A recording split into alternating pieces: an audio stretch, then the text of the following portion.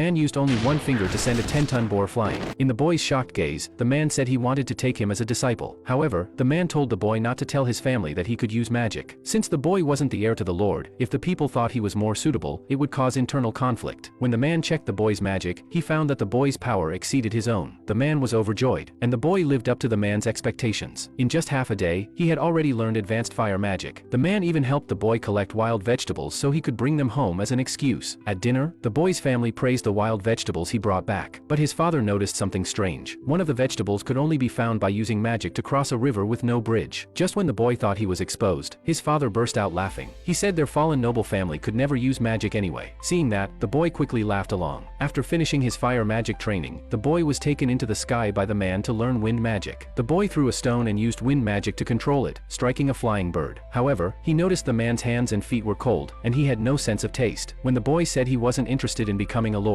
the man told him to become an adventurer. The boy was excited to go on adventures with the man. He didn't notice the black aura beginning to rise from the man's body. Then, the man started teaching the boy more advanced flight magic. He told the boy that after one final lesson, he would graduate. Hearing that made the boy feel very sad. That evening, during dinner, the father told everyone that someone had seen a death speaker in the forest. It was said that death speakers had cold bodies and lost all senses. At first, they retained reason, but eventually, they turned into monsters. Upon hearing that, the boy immediately used flight magic to search for the man. He grabbed the man's hand and told him there was a death speaker nearby, urging him to take refuge at his home. At that moment, the man revealed that he himself was the death speaker. 5 years ago, he had led 2,000 soldiers into the forest in search of a divine medicine, but they were surrounded by endless monsters. In the end, the man exhausted all his magic power, yet he wished to pass on his magic to someone before the end, so he became a death speaker. Now, his sanity was on the verge of collapse. The man told the boy that his final graduation test was to purify him with holy magic. Hearing those words, all their happy memories flashed before the boy's eyes. Finally, the boy wiped away his tears. He cast holy magic upon the man. In a burst of white light, the man vanished completely.